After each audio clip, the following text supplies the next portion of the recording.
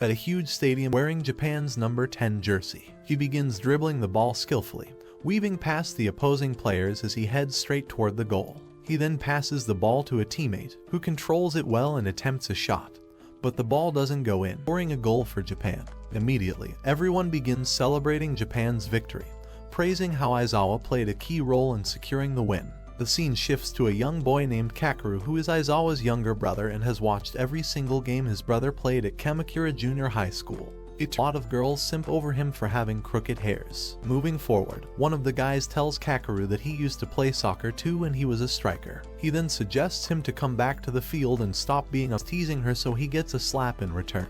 She then tells Kakeru that she transferred to this school and realizes that Kakeru doesn't recognize her anymore. She looks at Aizawa and says he's still the same as always, but before he can explain why he doesn't play anymore, Seven suddenly runs off toward the teacher's office. But she then stops and tells him that she's also become a manager now, so she wants them to work together and help each other out. A little while later, Nana transfers into Kakeru's class, and everyone finds out that her full name is Mishima Nana. As soon as the boys in the class hear her name, they get really excited. He grabs Kakeru by his collar. Luckily, their younger sister steps in and breaks up the argument before it gets worse. He can't remember the last time he played or when he started practicing alone at night. He kicks the ball, but a mysterious person catches it. Looking, Kakeru tries, but he can't get it back. Kakeru has no idea who his opponent was, but he realizes that playing soccer makes him feel happier than he has in a long time. After a while, he gets tired and tells the masked creep that they should play again, but he leaves. The next day, Kakeru asks his teammates what they did the night before, but no one seems to know anything.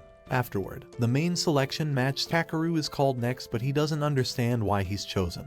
But it turns out that Aizawa made the decision. Kakeru still wants to stay as the manager, but Aizawa knows Kakeru can't completely give up on soccer. That was part of the reason Kakeru became the manager in the first place. Kakeru finally realizes he doesn't want to keep running away, so he decides to play. The team splits into two for a practice match, and Kakeru ends up on the same team as Aizawa. Afterward, Nana watches closely and quickly understands what's happening on the field and assures them that because she is the manager, she knows everything.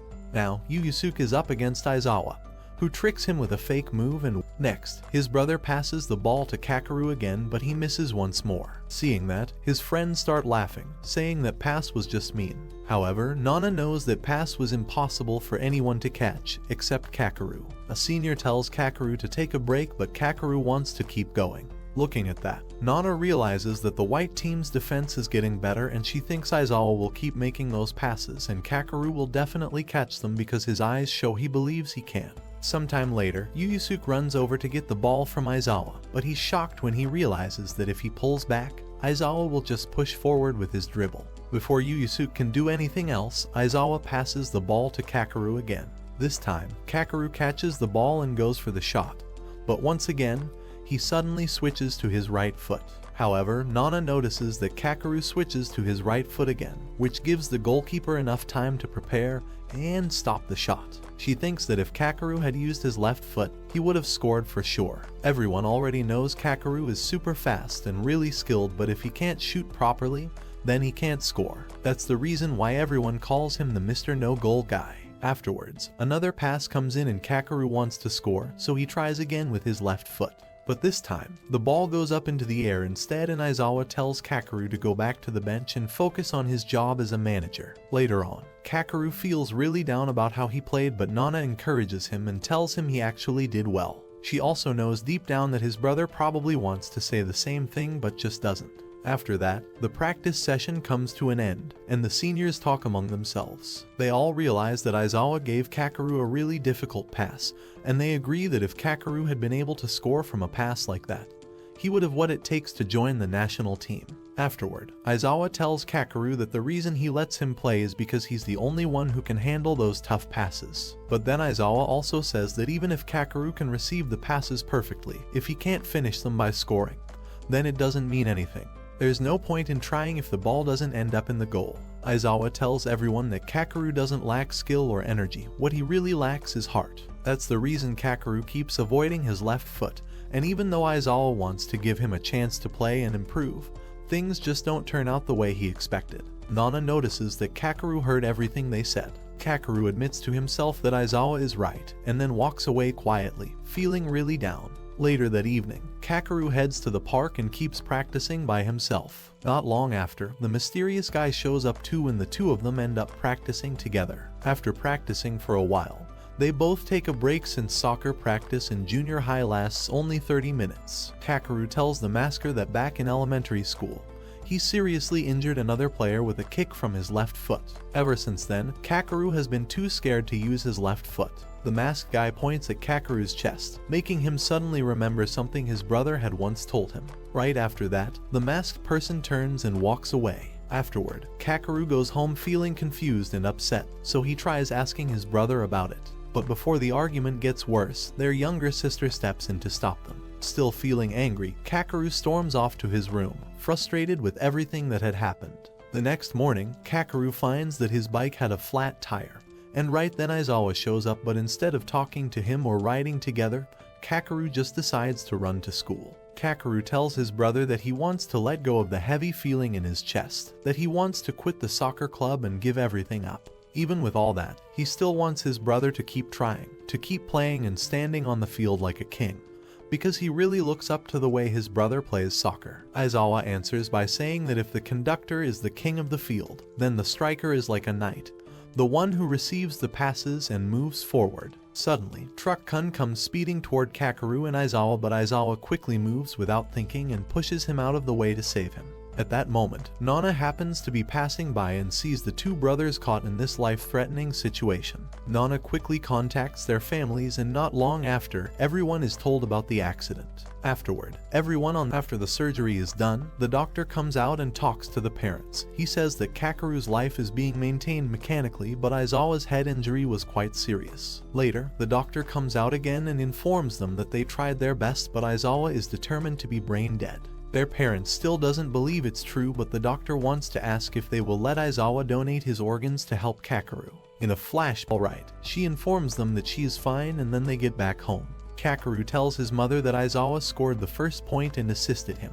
Back in the present, Kakeru slowly begins to wake up, completely unsure of, and soon after, Yusuke and Kota come to visit him as well. Kakeru calmly replies that he has decided to quit the club and that he already talked it over with Aizawa. However, Kakeru also says he wants to see his brother as soon as possible, but just then a doctor can stay calm while he listens to what she's about to say. Ayaka explains that Aizawa died in an accident, but when Kakeru hears those words, he gets really upset and yells that he still wants to see his brother. Ayaka, seeing how he's acting, suddenly slaps him on the face and says she feels like. However, Kakeru stands there feeling completely hopeless, knowing deep down that the only reason he's even alive right now is because Aizawa gave him his heart. 2 months later, Kakeru is feeling much better and getting stronger every day as he keeps recovering well. The doctors say he's ready to leave the hospital tomorrow and his mind is in a good place now, with everything going the way it should. After going home, Kakeru slowly gets back into his normal routine and even returns to school, going back to his usual classes. His mind because he has already. Kakeru quickly answers that he's not running away from anything, then turns around and walks off without saying more. A moment later, Nana goes after Kakeru and catches up to him, telling him that ever since Aizawa died, nobody on the team has been able to focus during practice anymore. Later, they sit in a park when a group of kids throw a ball toward Kakeru, as he hits it toward the driver. The ball hits the car, forcing the driver to swerve just in time to avoid hitting the girl. Later, Kakeru and Nana visit the hospital where Ayaka informs Nana that Kakeru's heart transplant has completely adapted to his body. She then notices that Nana doesn't look well and asks if she has been sleeping well lately. Afterward, Ayaka asks Nana to follow her because she wants to have a conversation with her. Ayaka then takes out a book and shows it to Nana, explaining that sometimes a person can change after going through this kind of surgery, like if they used to like a certain food before but now they don't anymore. After that, Ayaka asks Nana if she notices anything strange or different about Kakeru. She should let her know right away without waiting. But Nana gets confused and wonders why Ayaka is even telling her all of this, so Ayaka calmly explains that it's because she found out earlier about Kakeru getting a heart transplant. After that, Kakeru and Nana go together to visit Aizawa's grave, but when they arrive, they're surprised to see someone already there. It's Leonardo Silva, the famous Brazilian U15 champion. Kakeru feels confused about why Silva would be at his brother's grave, and at the same time, he's also hoping he might be able to get his autograph.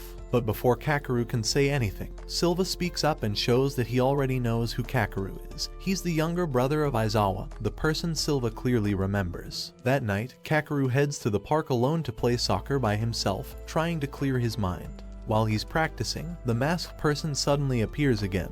Just like before, Kakeru asks what he wants this time, but the masked person stays silent and suddenly rushes at him, trying to steal the ball. This time, Kakeru quickly reacts and kicks the ball using his left foot. Right after that, he hears a girl's voice, and when the masked person takes off the mask, it turns out to be Nana standing there in front of him. She apologizes and tells Kakeru that what he just did was an amazing volley with his left foot, something really impressive. Then she begins to talk about the past, saying that before she returned to Japan, she had a chance to see Aizawa again after the match against Mexico. Back then, Nana discovers that Kakeru is working as a team manager instead of playing. Aizawa talks to her and asks her to do something important for him. He tells her that he knows Kakeru often goes to the park to secretly practice soccer on his own, and he wants Nana to go there and practice with him. Nana explains that the heart beating inside Kakeru now actually belongs to Aizawa, and because of that, she believes Aizawa's dream still lives on through Kakeru. Nana doesn't want Kakeru to stop playing soccer, but Kakeru doesn't know what to say.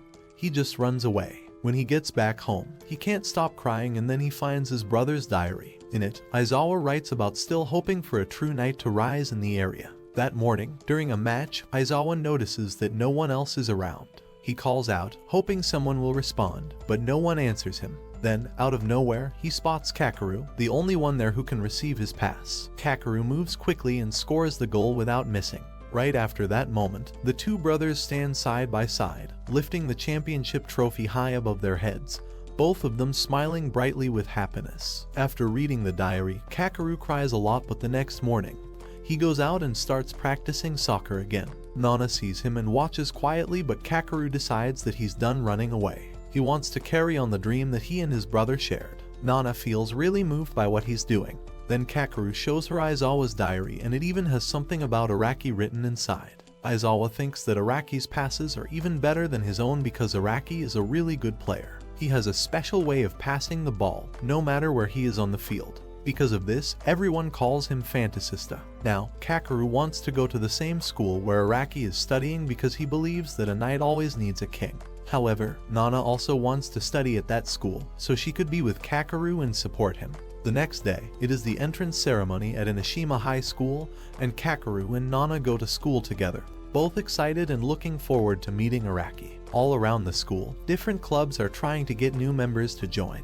While they're talking about soccer, a student overhears them and quickly takes them to the soccer club. His name is Makoto. Kakeru brings up Araki and talks about how amazing his passes are. Makoto agrees but says it's actually pretty hard to receive those passes because they're so unique. Later, in class, Kakeru and Nana are surprised when they see Kota, who also chose to come to this school too. The homeroom teacher comes into the classroom, and after that, the entrance ceremony takes place. While walking around later, Kakeru and Nana meet a fatty whose tummy is still full of KFC and McDonald's. He tries to get them to join his manga club and says the soccer club is boring and not worth it, but they say no and head to the soccer field instead. When they get there, Kakeru starts to wonder why there are no older students around. Only new candidates are there, taking what looks like an entrance test for the soccer team. Suddenly, the same fat student shows up again, and he starts listing some strange rules. He says that passing the ball with your heel is not allowed. Someone can't dribble for more than 5 seconds, and they must be at least 1.75 meters tall to join.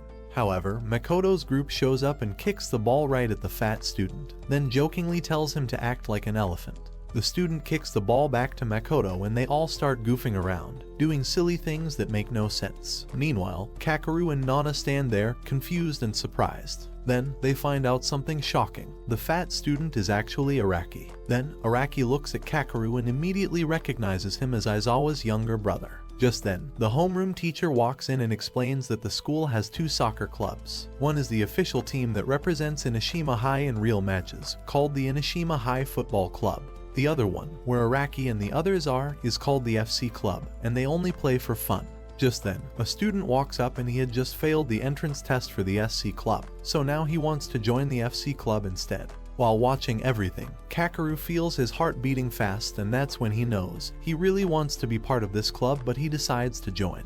The club now has 11 members and the match between the two clubs is set to happen in 2 weeks. Kakeru goes to look for Araki and finds him juggling the ball by himself. He starts talking to him and tells him what Aizawa had written in his diary about him. But instead of being happy, Araki gets really angry. He says that Aizawa actually looked down on him and that the real reason he gave up playing soccer was because of Aizawa. Later, all the SC club members gather to start their practice, and the first training activity is a game where they fight for the ball on the beach. Both teams are split into groups of 5. SC Club is different from FC Club because they don't have access to a proper soccer field, so they practice in other places like the beach. However, the white team starts the game first, but Kakeru quickly realized how hard it was to run on the sand. When he tries to pass the ball, it gets intercepted and he messes up right away. Next, the red team took their turn, and this time, Kakeru focused on blocking and trying to win the ball back, but he still couldn't do it. During the match, he sees the amazing skills of Makoto and Kirabashi, which makes him think that this team is really strong and full of talent. When the first half ends, everyone takes break, and while they are resting, Makoto noticed Araki watching from a distance. He could tell that Araki had started paying attention to Kakeru. Makoto then says that all the players really wanted Araki to come back to the team. He knows that everyone has their own weak points, but if they all work together, they can help each other and make up for those weak spots. Still, Araki doesn't want to come back. Makoto doesn't get why Araki always wears soccer shoes, even when he's not playing. It reminds him a lot of Kakeru, and that makes Makoto really wish Araki would return. Kota passes the entrance test for SC and says their training is super hard. Then Oda shows up and tells Kota that SC is having a practice match. He also asks Kakeru if he wants to come and watch, but when the practice match starts, Araki shows up too. In the second half, they give it their all and win with 5 goals last year. Araki had lost that game, 4-1, and he says he couldn't get the ball past their defense no matter what. But Kakeru tells him to make a way through, create something new and do it together as a team. Araki then remembers what Sugar once told him, and after that, he walks away. However, Nana can tell that Kakeru's feelings have reached Araki, but now Araki has to figure things out on his own. 2 weeks later, the big match finally arrives and both teams are fully prepared. SC's lineup is still made up of tall, powerful players, giving them an imposing presence on the field. Makoto, however, is worried about the safety of his teammates since they only have 11 players and can't afford any injuries. With that in mind, both teams step onto the field, ready to take their positions. The match kicks off, and right away Kakeru notices that Araki isn't in the lineup.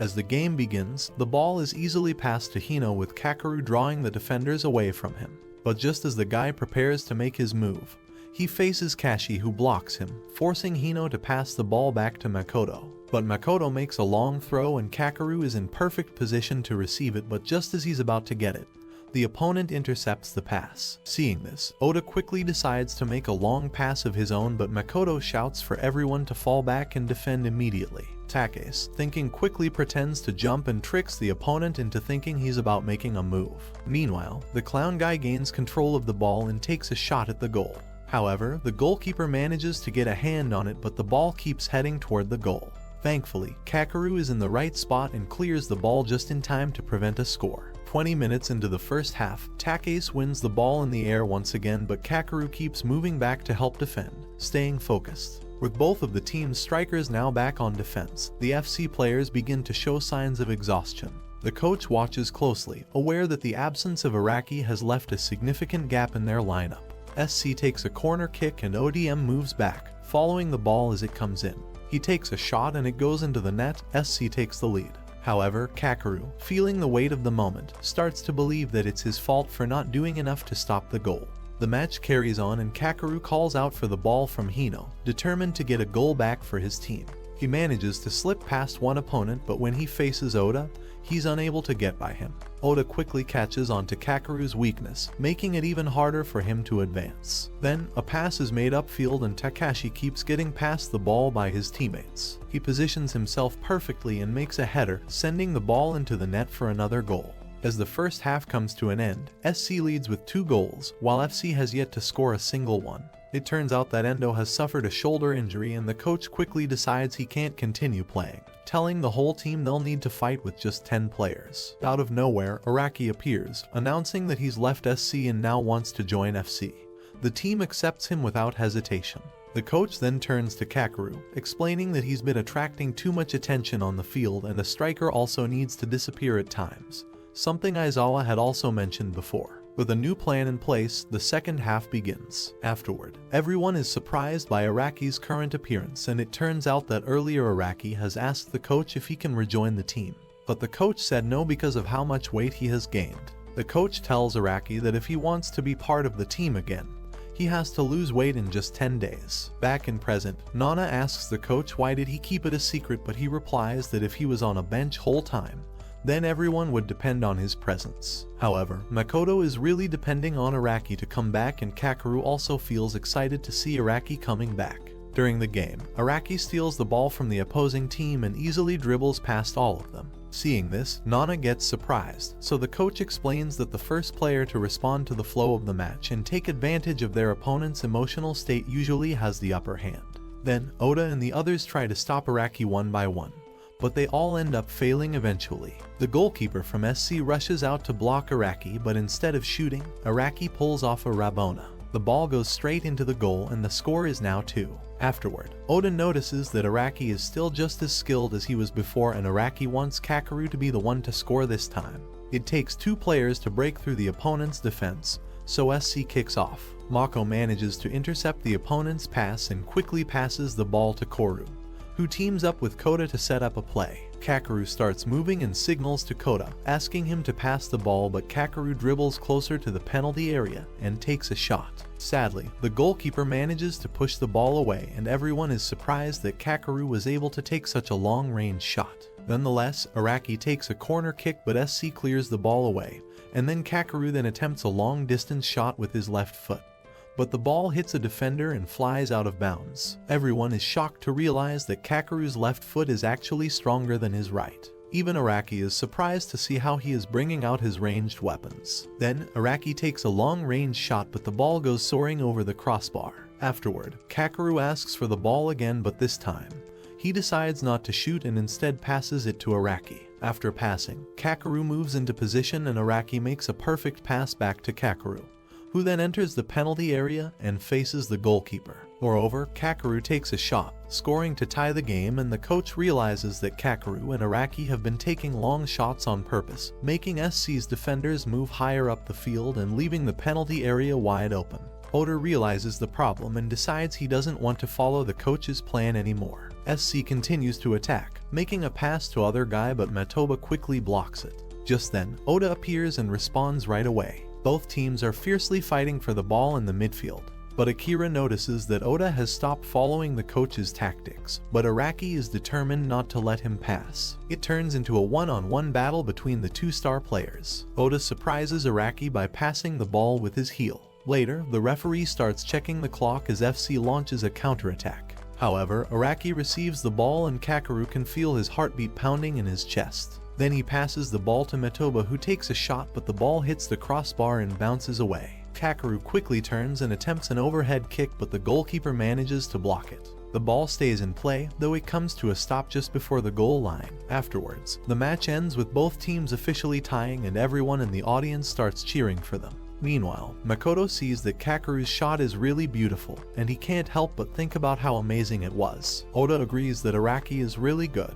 and he says that if Araki had played from the beginning, SC would have definitely lost the game. Suddenly, Araki falls to the ground, telling everyone that he's very hungry, which makes everyone laugh. However, Iwaki goes to look for Kondo to ask for a favor, and he tells Kondo that he has decided to disband the FC team and asks if he can take all of his players because every player on both teams is really skilled. In the end, Iwaki further explains that Kakeru is Sugar's younger brother. He adds that even though Kakeru's school doesn't have any real achievements, it currently has a very special group of players. He believes that if they could bring all of them together, winning the championship wouldn't be just a dream anymore. Iwaki argues that if they only choose the winning team as the representative, the talent of the losing team will be wasted. So, he asks Kondo-sensei to think it over again as he remembers when Iwaki first created FC.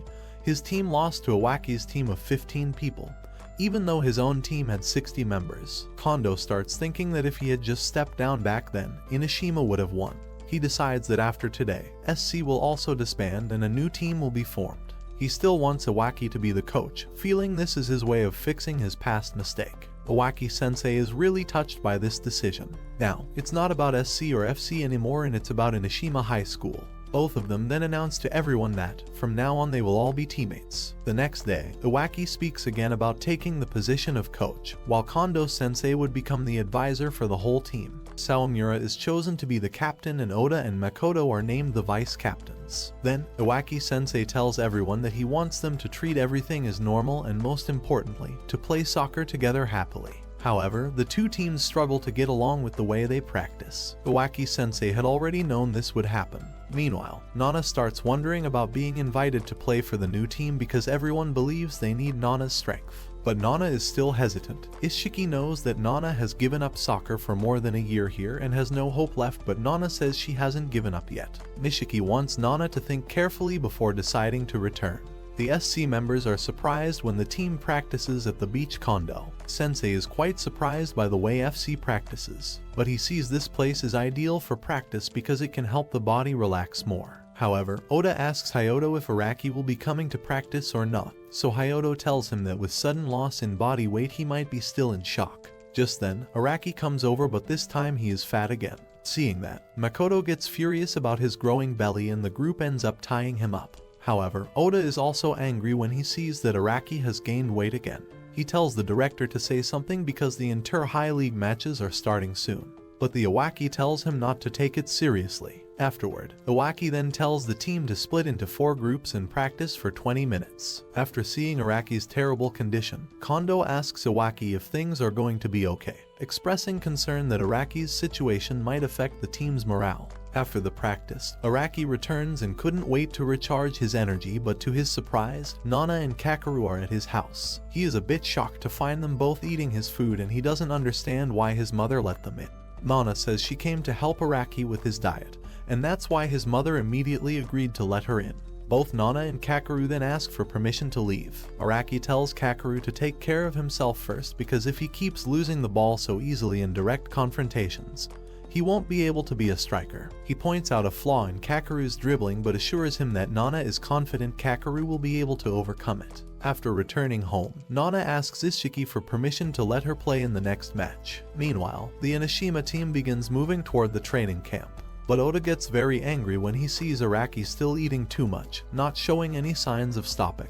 The 64 team members are heading to Shizuoka and Araki even brings along a huge bag full of food. After arriving, everyone goes to the resting place to settle down. At the same time, the first half of the match between Neichiko Japan and Miami Hurricane has just ended. However, Neichiko team is behind by 2 goals and then Nana shows up and quickly says sorry for being late.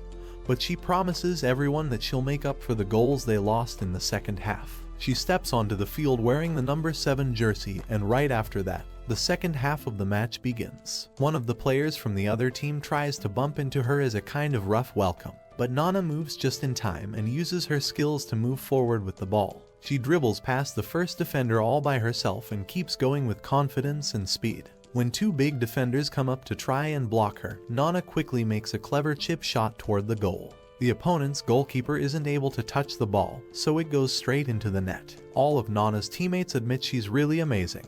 Ishiki tells everyone that they should keep playing like that so they can tie the match. The game keeps going, and Nana keeps stealing the ball again and again. But Neichiko Japan begins to push forward and attack more. Nana still keeps control of the ball and moves it up the field, and the opponents have no idea what she's planning to do next. Nana then makes a sharp pass and the ball flies straight to where Ishiki is standing. Ishiki takes a quick chip shot right over the goalkeeper's head, and just like that, they score the equalizer. The opponent also starts to recognize how talented Nana really is. 2 years ago, Nana made her debut in the American Premier League and shocked everyone by scoring a hat trick in her very first game, but after that, she suddenly disappeared from the spotlight. People used to call her the Little Witch because of her unbelievable skills. The audience is super excited, cheering loudly from the stands. The match continues, and it becomes one-sided, with Nana completely controlling the pace of the game. The other team still can't find a way to stop her. Ishiki takes a shot at the goal, but the ball bounces back. Just then, Nana appears at the right moment and volleys the ball straight into the net, scoring again. The match finally comes to an end. After the match ends, Nana asks if she can leave right away because she has somewhere else to be. At the same time, Inosima High School is having a practice match with Fujin Boys High School. At first, the players from Fujin Namiya didn't take Inosima High seriously, and thought it was going to be an easy win. But as soon as Inosima launches their first attack, Fujin Namiya realizes that they were wrong and that this team is stronger than they thought. Their group is then allowed to come onto the field, and not long after entering, he scores a goal for his team. As soon as the game finishes, everyone heads back to the place where they're staying. Later that evening, Nana shows up just in time and Iwaki talks to the team and encourages them to give it their all in tomorrow's match. However, Araki is feeling really excited because he's expecting a big delicious meal, but instead, he only gets a tiny serving of rice, which makes him feel really disappointed. Afterward, Nana doesn't let Araki eat too much after practice, so later that evening he tries to sneak off to buy noodles and a soft drink. But he's surprised to find that the money slot on the vending machine is taped shut. It turns out Nana did it herself to stop him, and instead, she hands him a bottle of apple juice, but Araki tells her that he's going to lose weight because he wants to meet everyone's expectations. He asks her to just leave the juice there and says he'll throw it away himself, but as soon as Nana walks off, he quickly drinks it. Then Nana comes back and tells him the truth. It wasn't just juice, it was actually an herbal laxative, something that's supposed to help with both dieting and constipation. After everyone finishes dinner, they head off to take a bath and relax. When the boys find out that Nana is in the bathroom all by herself, Araki comes up with a sneaky plan to spy on her as a way to get back at her for not letting him eat earlier. The other boys think it sounds funny and agree to join him without really thinking about how wrong it is. But when they get there, they're surprised to see that Kota is already waiting outside the bathroom, and he even brought a fancy spyglass just for this. Even though Kakeru tries to stop them and tells them it's not right, he still ends up following along, worried about what might happen. Kota says that each of them will only get 10 seconds to peek. Right when they're about to go through with it, Oda shows up and sees what they're doing, and he yells at them, which causes everyone to freak out and take off running in different directions. The loud noise makes Nana curious, so she opens the bathroom door to see what's going on. And as soon as she does, a chair flies out and hits Oda right in the face. The next day, the first-year students have practice with a girls' team and the boys get super excited about it. Instead of trying to win the ball or play seriously, they just want to get close to the girls and try to do unholy things with them. But Kakeru knows they won't be able to catch Nana because she's way too good with the ball. So, Nana easily scores a goal by using a smart chip shot, and everyone sees how great she is. Meanwhile, Araki keeps watching their match from his classroom window, completely focused on what's happening outside. But when he looks around, he suddenly sees his teacher standing there with a stick, looking really mad because Araki isn't paying attention, and is staring somewhere else during class. Later that night, Kakeru and Nana go to the park to practice together like usual. Then, Kakeru tells that she should play on a team. But he doesn't know that she already is. She's now part of the Japan team. They both start practicing and Nana manages to take the ball from him, saying he keeps losing the ball and making excuses. Nana realizes that Kakeru still hasn't gotten over his weakness, and if he keeps going the same way, there's no way he'll be able to take on the world. She tells him that Aizawa has been working hard at it since he was just 10 years old. While they're talking, the two of them accidentally bump into each other and Nana ends up on top of him. She brings up the promise they made to Aizawa. That promise was that one day, all three of them would wear the Japanese team's jersey together. The next day, everyone sees Nana in the newspaper, and she's called the savior of Neichiko, Japan. And there's also a story about how well she did in America. Kota feels confused and doesn't understand why Nana kept it a secret from everyone. But Kakeru starts to realize that he doesn't really know much about her at all. Meanwhile, Iwaki arrives in the ground, but others tells him that only some of them are here. But Iwaki tells them that he has personally assigned them a separate menu for today. The next day, it's time for Nana's match, and everyone starts cheering for Mina, who seems to be seen as the goddess of soccer for women. Then, Mina walks up to Nana and whispers something in her ear before leaving. Nana's friend asks what Mina meant by that, and Nana replies that Mina knows who she really is. After that, the match kicks off, and everyone quickly realizes that Mina is no ordinary player. Her quick moves, where the ball almost seems to fly, earn her the nickname Dancing Dove of the field. Mina manages to steal the ball from Nana and runs straight toward the goalkeeper, dodging everyone in her way. She takes a middle shot, and the ball goes right into the net. Later, Neichiko, Japan tries to take control of the game, but Mina steals the ball from them again. She shoots at the goal, but the goalkeeper manages to dodge it. However, Mina doesn't give up and shoots again, but this time another player from the opposing team saves it. Afterward, Nana gets the ball and does a roulette and runs away from Mina to goal. It turns out that it is one of the most iconic match and both teams did not give up and the final score is a draw by same points. Later that night at the park, Nana and Kakeru continue playing soccer like they always do. As they pass the ball back and forth, Kakeru asks her about what was in the newspaper. Nana explains that in America, women's soccer is very popular. She has the support of her teammates and everyone notices how talented she is, but it starts to feel overwhelming, and she can't focus on playing anymore. Her parents move back to Japan, so she decides to go with them. But once she joins Neichiko, that heavy feeling starts to fade. Nana still wants to be the team's manager, and she and Kakeru continue playing soccer together like usual. The next day, Araki is still secretly eating cakes and drinking soft drinks, even though the tournament is just around the corner. Everyone is about to start practicing when Araki finally shows up and Nana notices that there's still chocolate on his mouth. She immediately takes his bag of snacks away. However, the rest of the members are annoyed because Araki is late once again. After that, everyone starts practicing and Kakeru is still being outplayed by Metoba because Kakeru keeps focusing too much on the ball. The team begins to have problems because the SC and FC members don't understand each other's playing styles. Araki feels tired and wants to take a break, but Iwaki also thinks it's a good idea for the team to rest, even though it's a little early. So, all the FC members sit down to relax, but the SC members are not happy about it. They're used to strict training and tough rules under Coach Kondo, so they feel like the new, laid-back coach isn't taking practice seriously. The wacky coach listens to what Oda has to say. Sawamura doesn't like how practice is going, so he asks if he can leave and the other members ask the same. That afternoon, Nana and Kakeru go out to look for Sawamura and Kakeru asks him to come back to the team. But Sawamura apologizes for making both of them worry but tells them he just can't accept Iwaki-sensei's way of coaching. The next day, Sawamura's group doesn't show up and Iwaki wonders that the team still wants to keep practicing. Afterward, Kakeru keeps his focus on the ball but Takeis is still easily defeated and the FC players continue their smooth combination plays. Frustrated, Takeis then deliberately fouls Metoba. He apologizes and leaves the practice match, which ends shortly after. Kakeru then goes to the hospital for a checkup, and the doctor tells him that his health is in great condition. Then, Ayaka hands him a paper about Araki, as well as a lot of information on the other teams in the tournament, especially Silva, who is playing for Tokyo Academy. Moreover, Ayaka mentions that she knows Silva is both Sugar's friend and rival, but she doesn't understand why he chose to play football in Japan.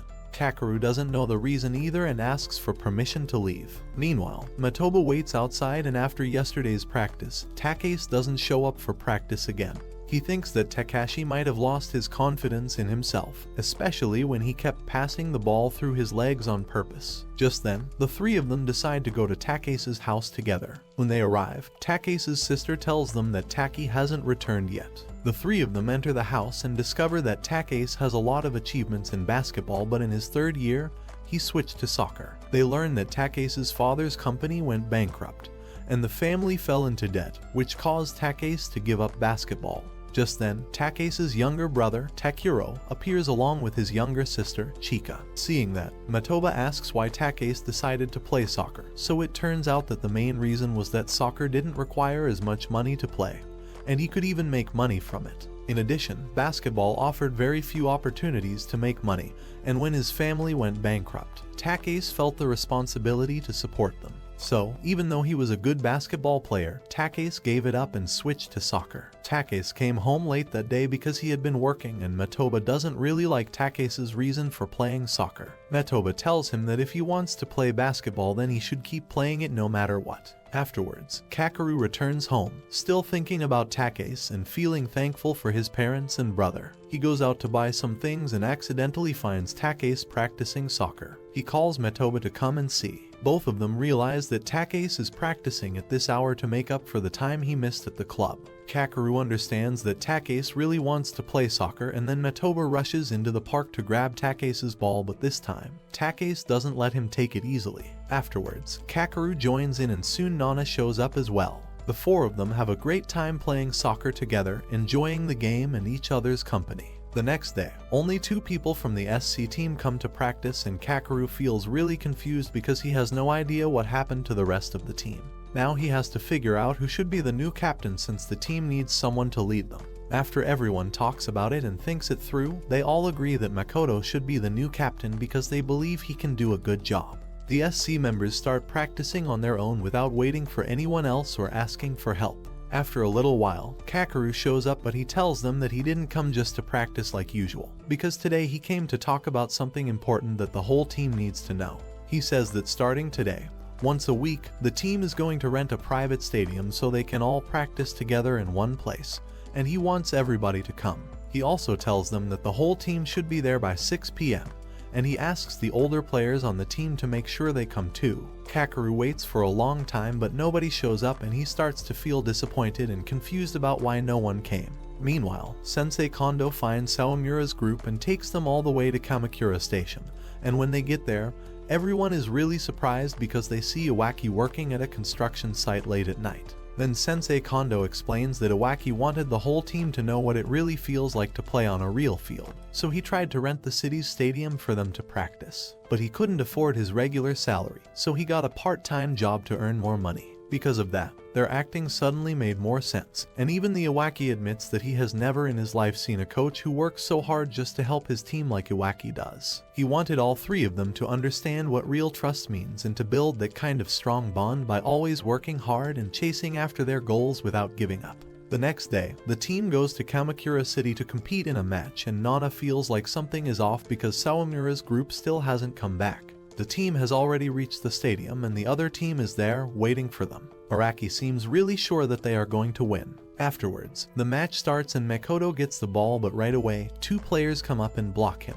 Then Metoba makes a good move and gets past one of the opponents. He passes the ball to Araki and he uses his skills to get around the defender, then kicks the ball gently into the goal. The other team looks kind of happy about what just happened. The match keeps going, and Inosima steals the ball and starts a counterattack. After a few quick passes between the team members, the ball ends up in the goal. That's when the other team decides to get serious. They start using quick one-touch passes and the players work together well, passing the ball back and forth without stopping.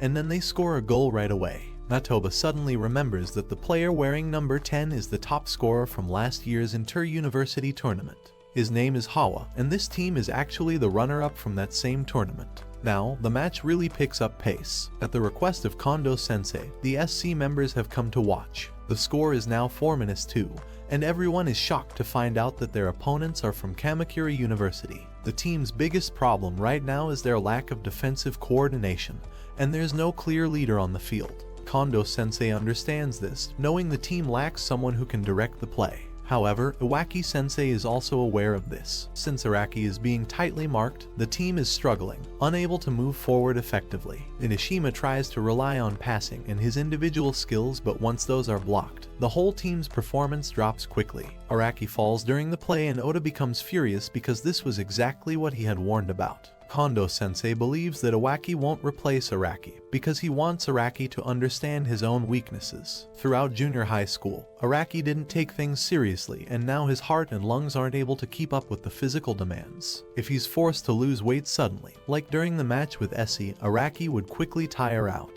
So, Kondo Sensei plans this strategy specifically to challenge Araki. He can be very kind but also very strict when it comes to helping Araki improve. Meanwhile, Kakeru notices Sawamura's group arriving and Inosima decides to start a counterattack. Afterward, Makoto passes the ball and Kakeru gets it, so he takes a shot but misses it. The ball bounces back and Kakeru quickly heads it into the goal, scoring. The match ends with a score of 4-3, and Araki faints from exhaustion. The next morning, when Kakeru gets to school, he's surprised to see that Sawamura's group has returned to practice with the team. Meanwhile, Araki wants to rest, but Oda refuses to let him as Oda sees Araki as the best player on the team, and he doesn't want him to slack off anymore. Then, Araki grabs a water bottle and teases Oda, pretending to be a whale spouting water. The two of them start chasing each other around, and in the end, everyone comes together, united. That's when Iwaki Sensei decides to arrange a practice match for the team. However, Iwaki knows that everyone on the team recognizes each other's strengths and helps cover up each other's weaknesses. This has made the team really strong, and the inter-school tournament is starting next week, and their quirky sensei introduces a new tactic that surprises everyone. After that, the sensei begins calling out the names of the players who are chosen.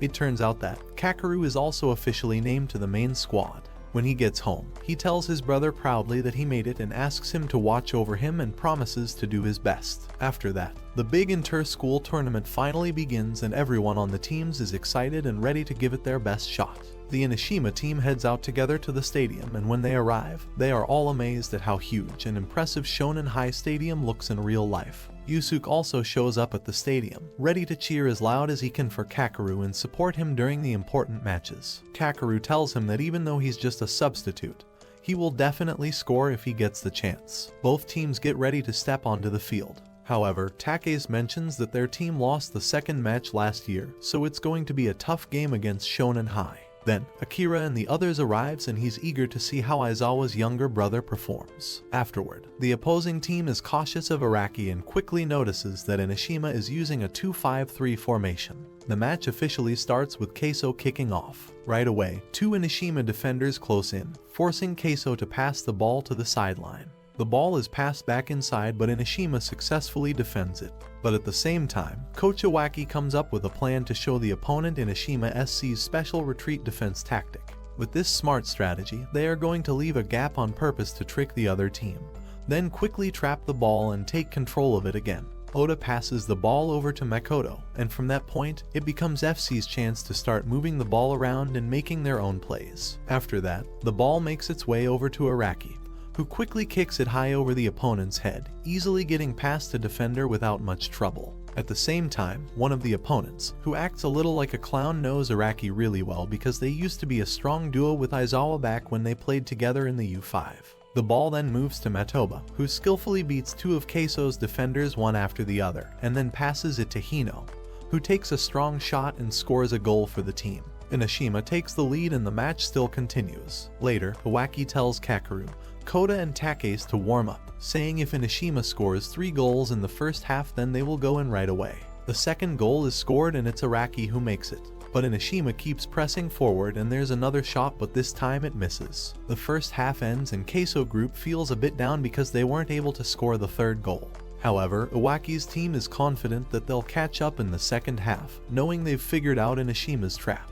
But Akira also guesses that Araki will be tired by then, making the second half of the match very unpredictable. The second half proves to be different as Nakajima charges straight toward the Inosima goal, but luckily, his shot is blocked. However, Araki can't keep up anymore, as the 2-5-3 formation takes a lot of stamina. The ball ends up with Nakajima again, and this time, he scores, bringing the match score down to just 1 goal. However, Nana suggests to Coach Iwaki that it might be time to replace Araki, but Coach Iwaki decides not to. Instead, he tells Kakeru's group to enter the field. Afterward, Coach Iwaki knows that Araki is pushing his body to its limits, constantly moving despite being exhausted, but he can still see the determination in Araki's eyes. Even though Araki is near his breaking point, Coach still believes in him. Araki manages to get past the defender and passes the ball to Kakeru. Nonetheless, Kakeru faces the goalkeeper directly and with a smooth move, he sends the ball into the net, and now Inosima is now leading 3-1.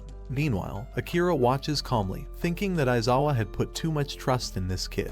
Akira and Aizawa have known each other for a long time. Akira sees Aizawa as a king, but Aizawa doesn't view Akira as a knight. However, Aizawa had placed a lot of hope in his younger brother. Meanwhile, Oda successfully steals the ball and passes it to Koda. Then, Araki gets the ball again and quickly passes it over to Kakeru.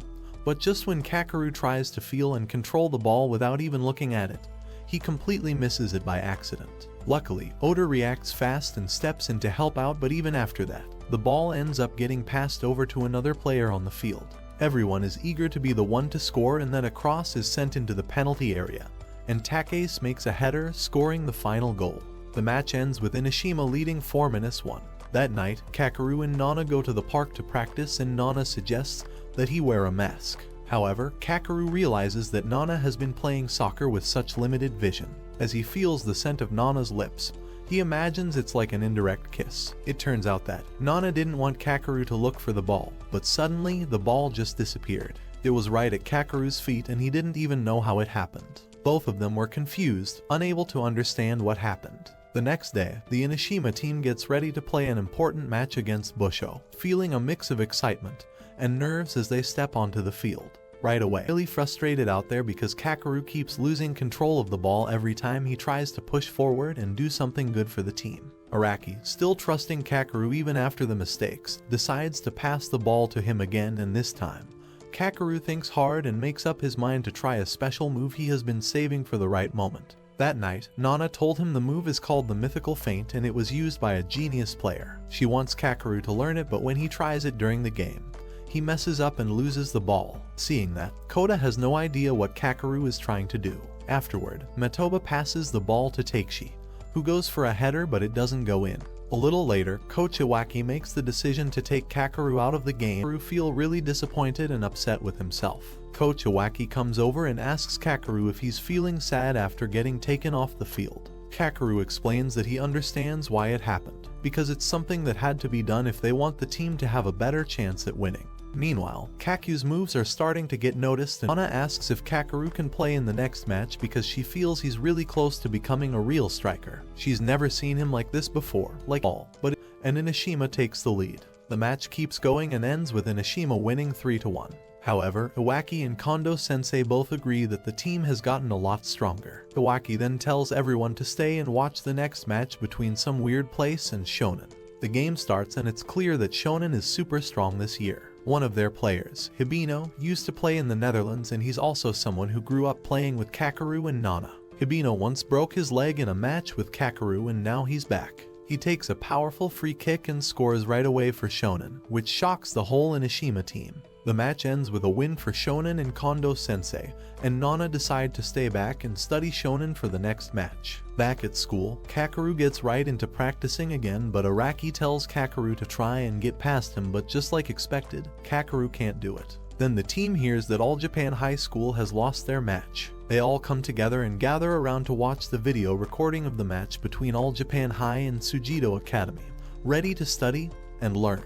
However, when the video starts playing, it turns out to be a funny clip of Nana hanging out at the beach instead of the game footage. Kota pretends like he's going to step in and help fix the mistake, but instead, he just tosses the computer mouse away on purpose, making the situation even crazier. He ends up getting beat up for it, and after that, they finally start watching the real match video, and everyone is shocked by what they see. Oda thinks it's completely ridiculous. Nana explains that all of Chuo's goals were like that, and they still won 4-0 in such a shameful way. Kondo Sensei finally understands what Coach Iwaki has been worried about. It's Eru, the founder of the first generation of Inosima FC.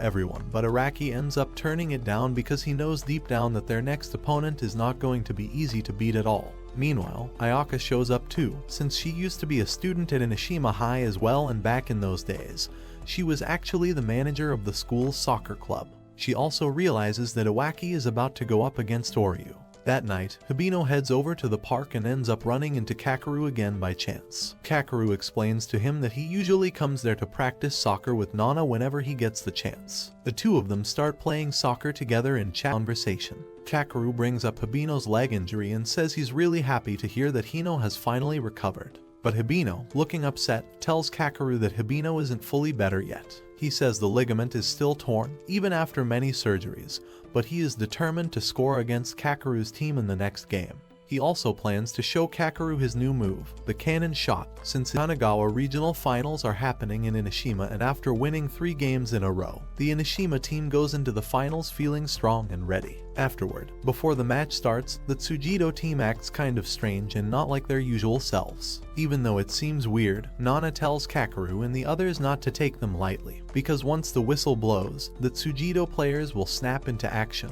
work together, and play with full focus. The ball goes back to the Tsujido players, but it hits Sakamoto's body and bounces out of bounds, so Tsujido gets to do a throw-in.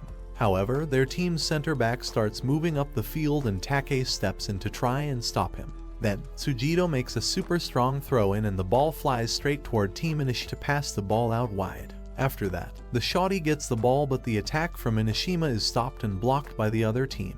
However, Tsujido starts changing their formation, trying to control the game better, and then Captain Kim time, Haruki gets the ball inside the penalty area, and right after that, a strong shot is taken. The ball goes into Inoshima's goal and Tsujido scores the first goal in the 15th minute. However, Kota thinks it should be offside, but he remembers that the offside rule doesn't count when it comes from a throw-in.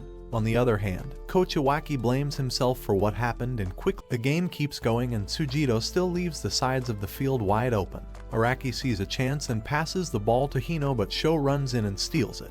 Afterward, they quickly try to win the ball back with a tackle, but the referee gives him a yellow card. So, Makoto tells Hino to calm up to take the free kick. Hakawa runs back fast to help with defense, but he can't get there in time. Seta sends a pass toward the sidelines and out of nowhere, defender Sudama shows up into the net. Now the score is 2-0 in favor of Tsujito. At that moment, Kakeru sees how strong the other team is and admits they're a tough opponent. He also really wants to get on the field and play, feeling super excited, like his brother's heartbeat is pushing him to join the match.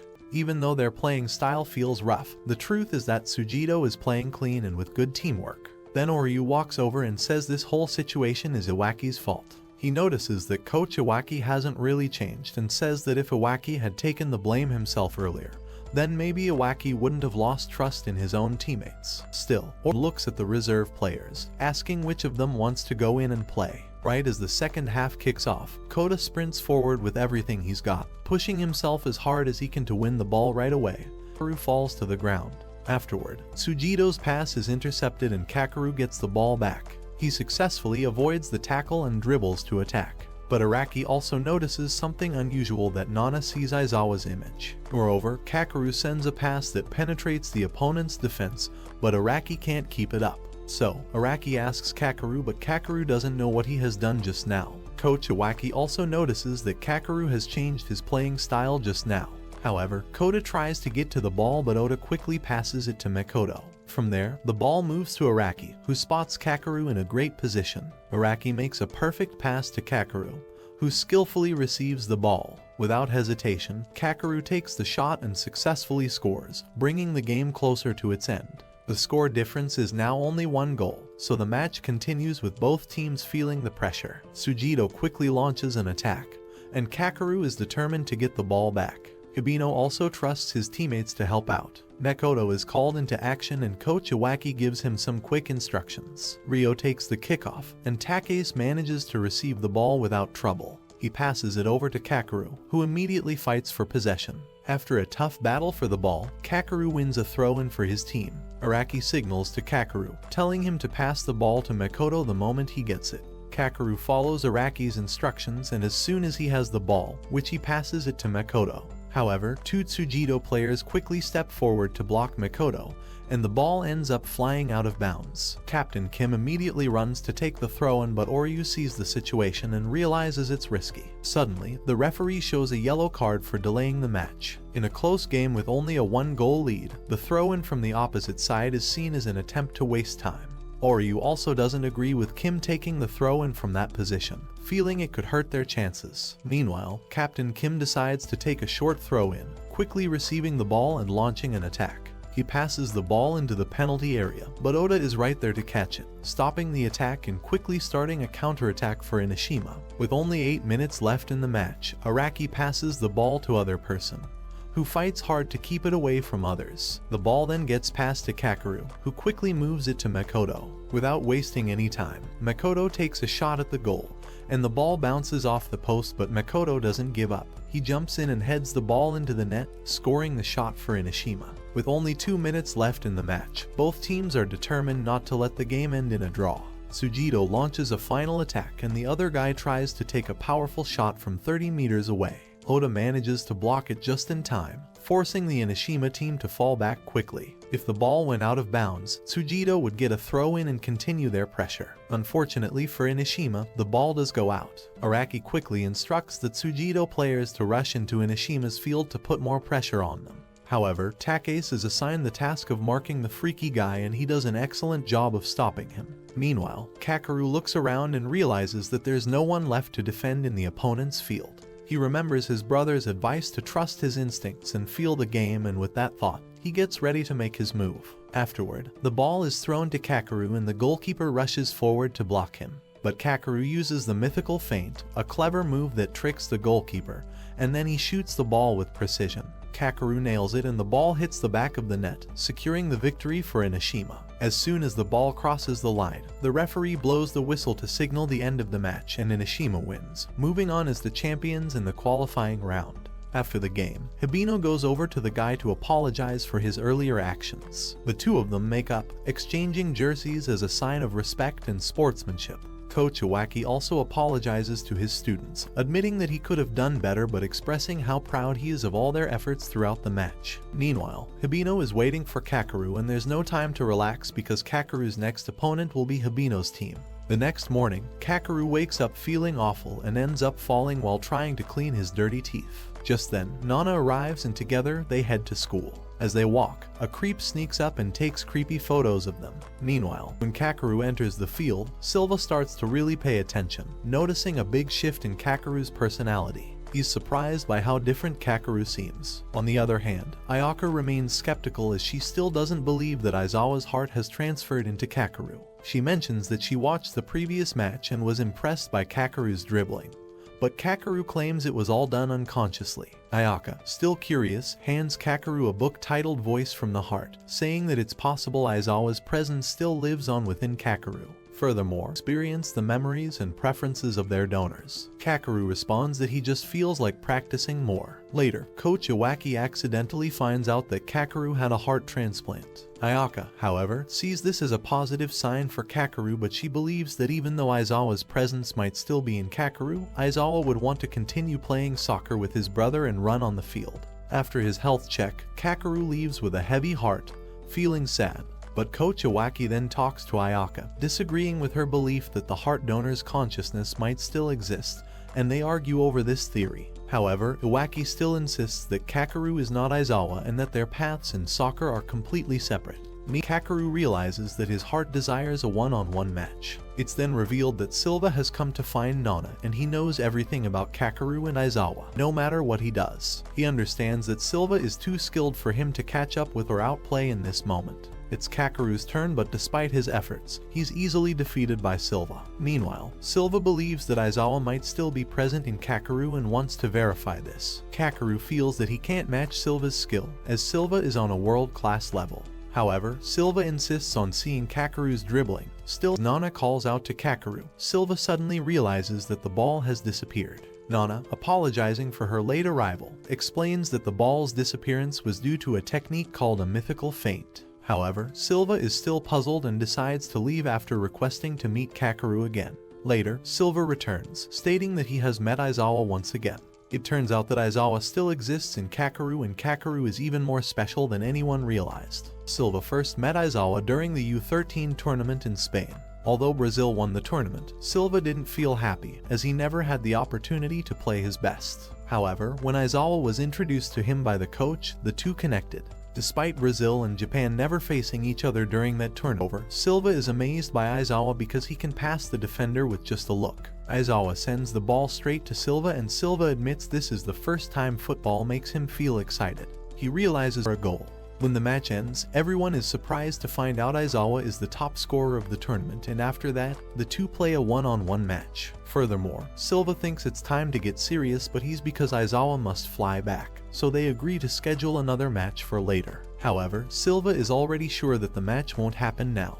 He's confident that Aizawa hasn't forgotten their promise and that the next time they meet, the two of them will definitely finish what they started without any distractions. The next day is finally Nana's match and their coach announces some distressing news. He will be taking a leave of absence. Hearing this, the girls become worried and ask if he's sick. Ishiki tells everyone that he has a chronic heart condition and they quickly ask who will be in charge of the match. He introduces a new coach named Takeda, who turns out to be a quirky guy who once represented Japan. Later, at the stadium, a new girl named Murasaki joins their team. Nana asks Ishiki if she's played with her before, and he tells Nana that Murasaki is an amazing player.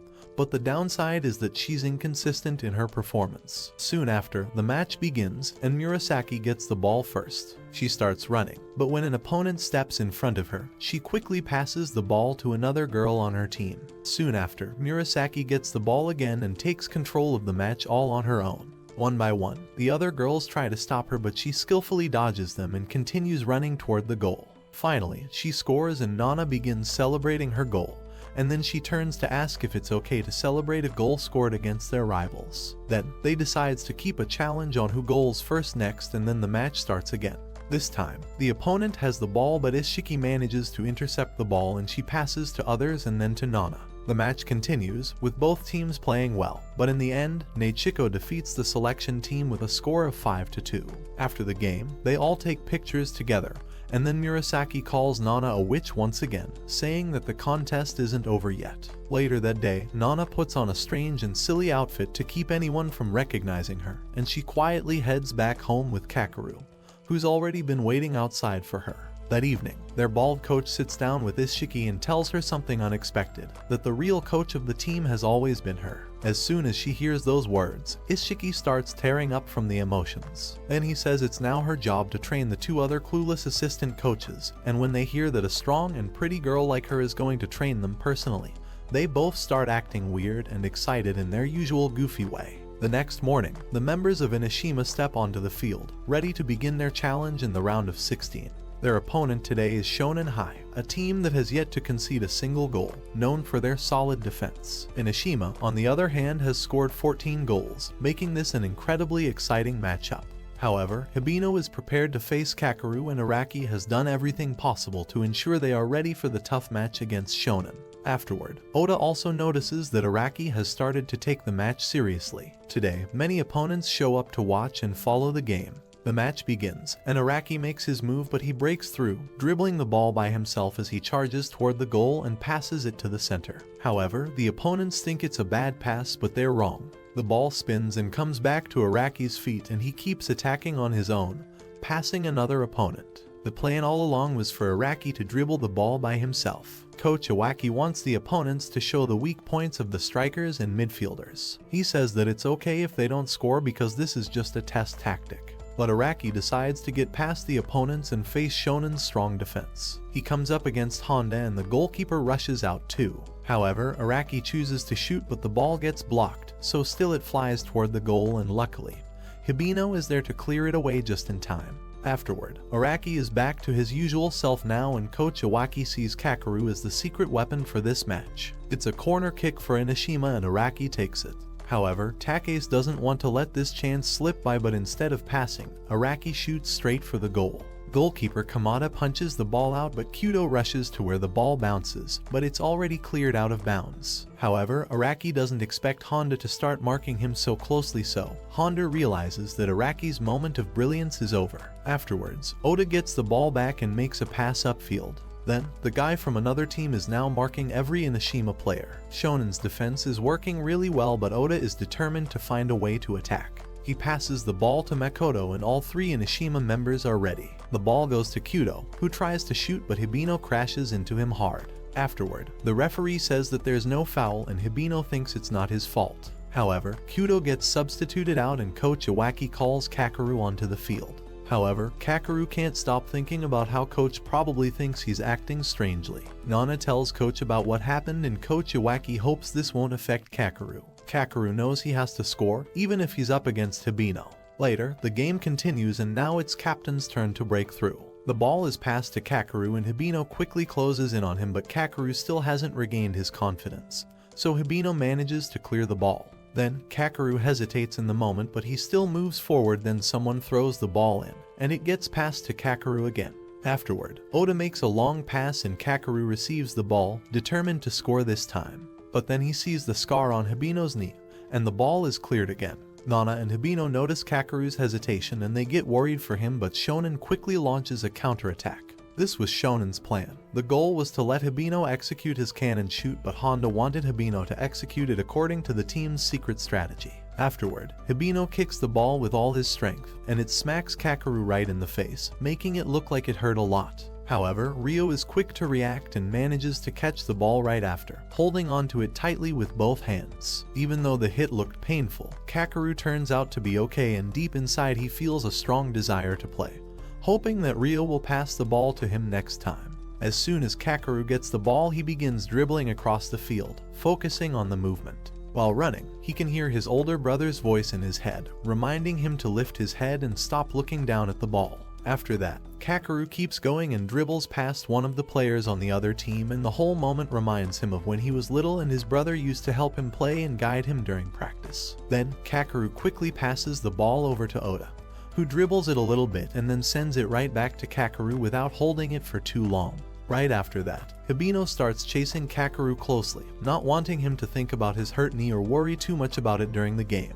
However, Kakeru starts feeling confused and doesn't know what move to make next, but then he remembers what his brother always told him, that he shouldn't overthink and just trust his body and play with feeling and instinct. He takes a shot at the goal, putting all his effort into it, but the ball hits the crossbar and doesn't go in.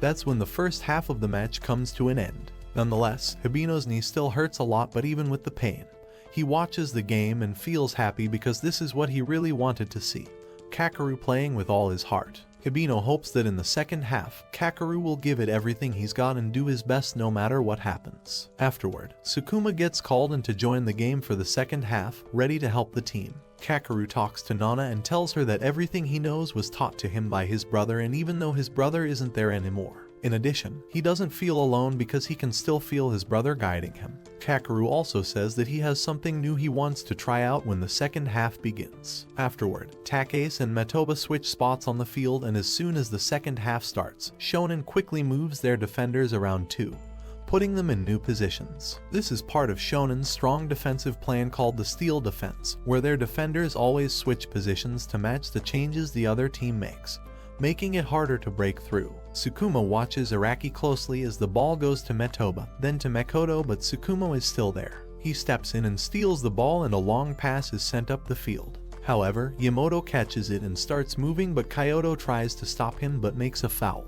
Now Shonen gets a free kick and Hibino is the one taking it again. He kicks the ball, but it hits Hikawa and bounces back. The match keeps going, and Sugar wants to remind everyone that soccer is supposed to be fun. He tries to play in a way that shows that feeling. Inosima makes a good pass and Kakeru takes a shot, but Hibino blocks it again. Takeis keeps losing the ball, and then Koto comes in to take Yakumo's place. However, Iwaki wants him to tell the team something important as there are only 10 minutes left in the game. Koda chooses to try out Koi's idea. The ball goes to Oda and Kakeru starts running. He gets the ball just right. Honda gives Tsukumo a signal to move. Afterward, Kakeru sends the pass, and even though Tsukumo is really just a track runner, he helps set things up. Then Araki takes the shot and scores and ties the game for Inosima. The match keeps going without any pause. This time, Hikawa doesn't fall for the trick. He sends the ball to Oda, who quickly passes it to Takeis. Takeis heads it right back. This is their plan to handle Tsukumo's speed. Even though he's super fast, he can't catch up with fast one-touch passes. The ball goes back to Kakeru. Kakeru makes up his mind to use the special feint move to get past Hibino, and Hibino is caught off guard when the ball seems to disappear. Kakeru takes the shot and scores Ishima's second goal. With just 4 minutes left in the game, Shonen pushes forward, trying really hard to score and tie things up. The ball rolls close to the sideline, but Tsukumo gets to it just in time and sends a cross into the middle. The same player is still the one taking the kick, and everyone knows this might be the last big chance to change how the match ends. This time, the ball goes low and slides under the jumping wall, but Ryo is ready for it and blocks the shot. Right after that, the ball gets cleared away and the referee blows the final whistle, and Inosima wins the game and officially moves on to the next round. However, Hibino admits to himself that Kakeru is really good and actually pretty strong. Later, Kakeru asks Hibino to meet him at the park that night so they can talk. That evening, they meet up and sit down together to have a quiet and calm conversation. Nana also joins them, and all three of them starts talking about Kakeru. Afterward, Kakeru tells them about his brother, Ikawa, and explains to Hibino that Ikawa is a part of him now. He then tells him about the accident that happened before. Hibino feels happy for Kakeru and says he's okay with losing. In the end, all three of them feel close again, just like things were before. A few days later, the Inosima team keeps practicing like they always do. The day before, Kamakura High School had a big lead, scoring 3 goals against Hakusen High School. The Inosima players watch the game from the stands. The second half stays just like the first, with Kamakura High School in control the whole time. When the match finally ends, the score is 7-0. Every player on the Inosima team is left amazed by how strong Kamakura High School really is. Iwaki already knows that Kamakura High School is one of the top teams that could win the championship. But for now, the next opponent is Yon Academy. Today's practice ends earlier than usual, which surprises everyone. Kochiki doesn't want the team to overwork themselves and push too hard, but Kondo-sensei agrees, saying that resting the body is also an important part of training. As the team wonders what to do with their free time, they suddenly notice a festival happening nearby. They all decide to check it out. Nana shows up wearing traditional clothes, and everyone stares in surprise because she looks so cute. Kakeru starts talking about some memories from when he was a kid. At the festival, Aizawa gets so into the goldfish scooping game that he ends up falling into the water, making everyone laugh. The team members all join in the fun, playing different festival games and having a good time. Araki wants to eat a lot of food, but Makoto stops him, warning that if Araki gains weight again, they might lose the tournament. To make sure Araki doesn't buy any snacks, Makoto takes all of his money. Murasaki, who is Nana's teammate from the Academy Japan, also shows up at the festival. She grabs Kakeru and takes him to hang out with her in private. The rest of the team agrees that Kakeru always has something surprising going on. Even though Makoto tried to stop him, Araki still had some money hidden, and he uses it to buy a bunch of food. But his teammates catch him, and all the food gets taken away. However, Nana's group of friends are also at the festival, enjoying the fun. Meanwhile, Murasaki takes Kakeru to a quiet spot away from the crowd, and she suddenly kisses him on purpose, but it turns out she was only joking around. Kakeru gets flustered and quickly walks away, feeling embarrassed. Back with Nana's group, they are busy playing the goldfish catching game. However, Murasaki comes over and asks if she can join in. She then makes a playful bet with Nana. Whoever catches more goldfish gets to go on a date with Kakeru for one day during the next vacation. In the end, Murasaki catches 5 goldfish, while Nana only manages to catch 1. Nana admits that Murasaki won the fair and square game. Murasaki says she really likes the goldfish Nana caught, so Nana happily gives it to her. Murasaki asks Nana to help her say sorry to Kakeru for teasing him too much. Nana agrees and passes along Murasaki's message to Kakeru. Just then, fireworks light up the sky and everyone watches together, saying how beautiful they look. The next day, Coach Iwaki and Kondo-sensei notice that the team seems full of energy again and ready to go. The day of the big match against Yon Academy finally arrives, and all the team members are gathered together. Murasaki tells everyone that no matter who they're playing against, they should enjoy the game and have fun. If they manage to beat Yon Academy, and then win against Kamakura in the finals, they'll move on to the nationals. Later, the Inosima team is all set and ready, and the players from Yon Academy arrive on the field. Kakeru notices someone important, Asuka Toru, known as the best defender in Kagawa Prefecture, also called the Emperor. Kakeru's family is in the stands today to watch him play, and Silva is there too. Both teams walk onto the field and Murasaki takes notice of Kakeru right away. Afterward, the semi-final match kicks off and the ball goes to Matoba first. Araki knows that Yon Academy is packed with strong and talented players. The ball reaches Araki and he quickly starts dribbling forward with speed. He passes it back to Matoba, but Matoba is already being closely guarded by the other team. Matoba makes a quick decision to send the ball into the penalty area with a cross. Takeshi jumps and heads the ball into the goal, but right away, the linesman raises the offside flag. Seeing that, Nana realizes it was all part of Yon's offside trap. Asuka had signaled his defenders to push up at just the right time to catch Inishima's players offside.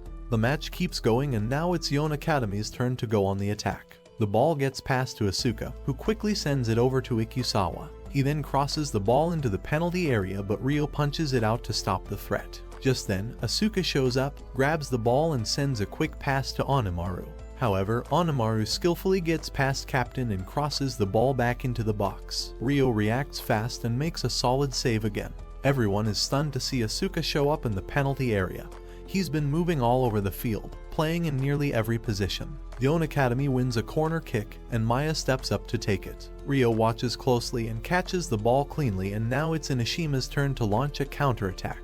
Matoba is ready and sees the chance, so he quickly passes the ball to Araki, who lobs it over Maya's head. However, Mikoto gets control of the ball and smoothly passes it back to Oda. Afterward, Oda takes a strong shot and the goalkeeper can't stop it, but right at the last second, Asuka steps in and saves the ball. Everyone is surprised when Coach Iwaki suddenly decides to make a substitution after that moment. Kakeru comes onto the field, replacing Matoba. Matoba looks confused and wants to know why he's being taken out, especially since he feels like he's been playing well. Coach Iwaki explains that even though Matoba is excited to face Yon Academy, he hasn't been defending or falling back to help when the team is under pressure. In Inishima's style of football, even the strikers need to play defense, and if they don't, the whole team gets stuck. The match goes on and the ball finds its way to Araki, who's now being marked very closely by the other team.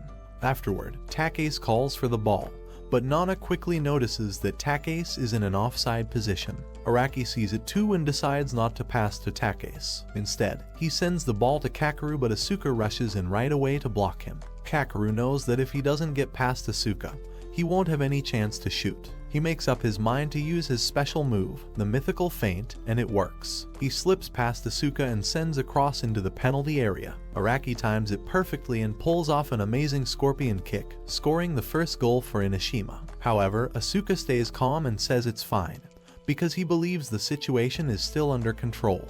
He's confident that next time, he'll be able to stop Kakeru's move. The game keeps going, and Yon Academy starts another attack. The ball ends up with Asuka again, and both Araki and Mikoto fall back quickly to try and mark him.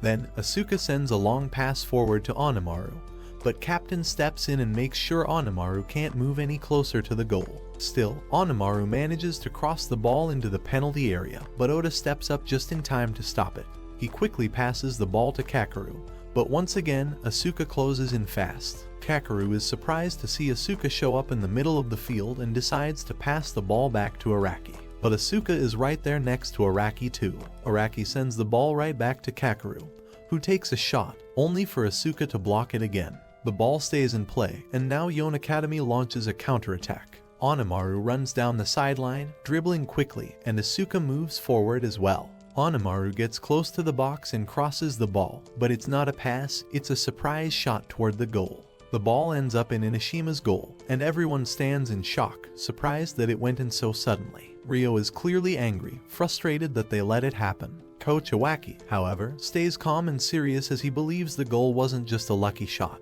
It was the result of Yon Academy's hard work and constant training. Afterward, the score is now tied and Araki keeps going head-to-head with Asuka. At this point, Yon Academy has completely shut down Inoshima's attacks. Araki is still being tightly marked by Asuka, but Oda runs in to support him. However, Araki passes the ball to Oda, who takes a shot, but Asuka blocks it once more. Kakeru rushes in for the rebound and shoots, but the ball hits the crossbar. Afterward, Coach Iwaki asks how much time is left in the first half, so he checks and says there are 3 minutes of extra time. Coach Iwaki decides it's time to use his secret weapon.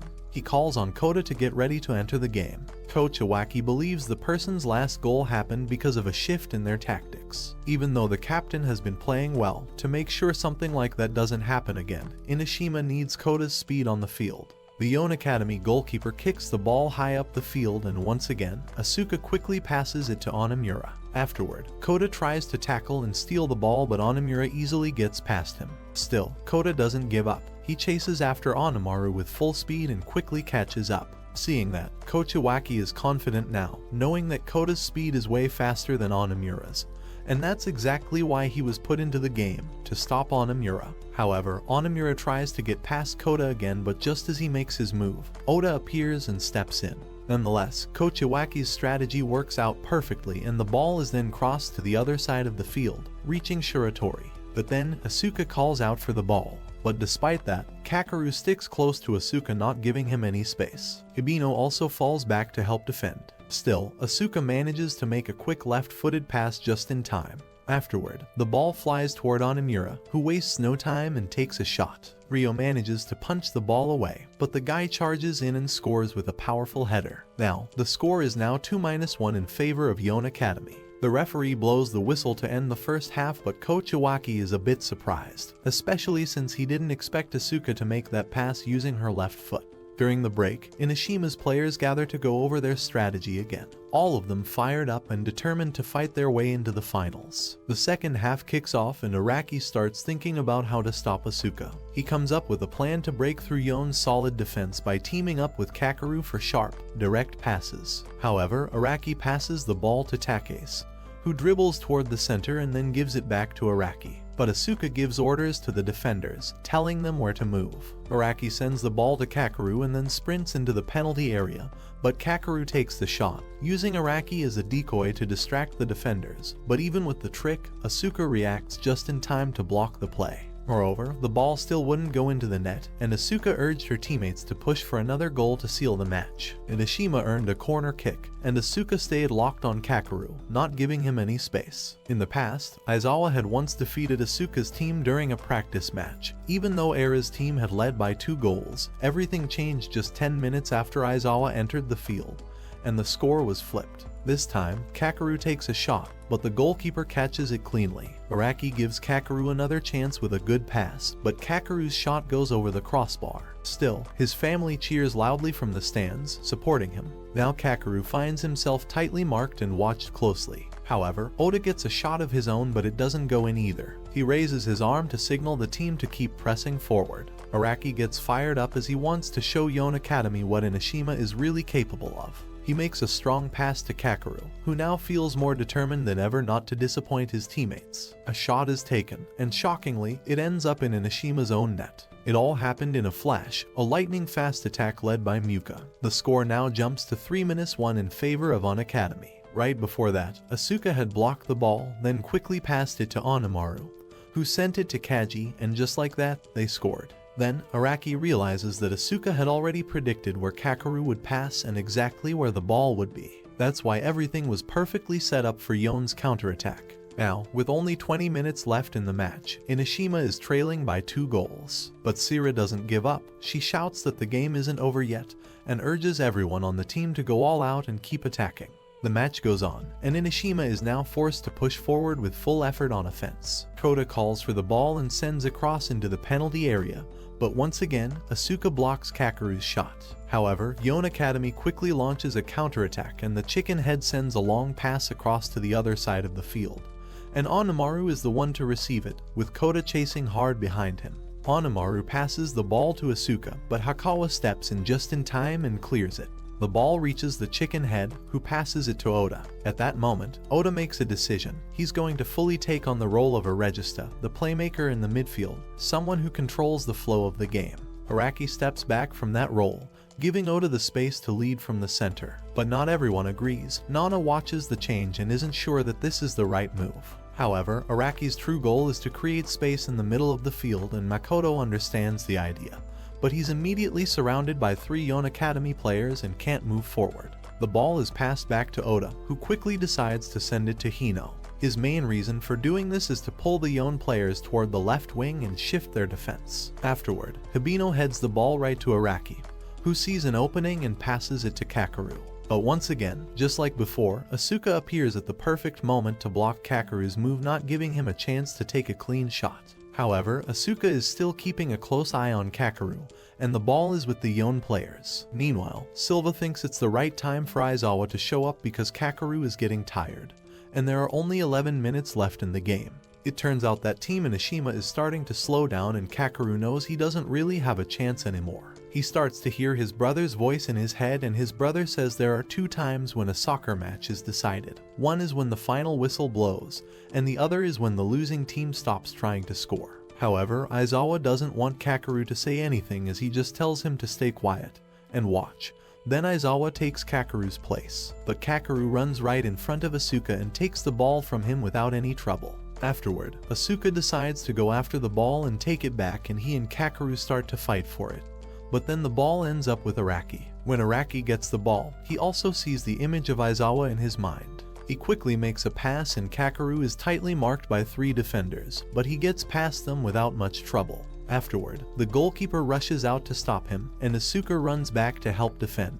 Seeing a clear opening, Kakeru decides to take a shot, and the ball goes right through the goalkeeper's legs. Now the score is just 1 goal apart, and Silva feels excited, hoping to see Aizawa again through Kakeru. But Asuka is surprised by what just happened, and Araki starts to think that maybe Aizawa is still living inside Kakeru. Afterwards, Kakeru now feels like he's running on the field side by side with his brother. But Coach Iwaki thinks that it's not Aizawa's heart driving the play, but Kakeru's own hidden talent showing up. The match gets really intense in these final minutes, and everyone is trying to get the ball to Kakeru. Nonetheless, Kakeru manages to steal the ball and charges forward by himself to attack. Araki watches and is sure that this isn't just Kakeru playing. It still looks like Aizawa in his eyes. Asuka then shows up, but when he faces Kakeru, he realizes he suddenly can't move at all. However, Kakeru makes a pass and the ball goes straight to Araki. Without hesitating, Araki takes the shot and scores, bringing Inosima back to a tie, and the match turns out to be a tie.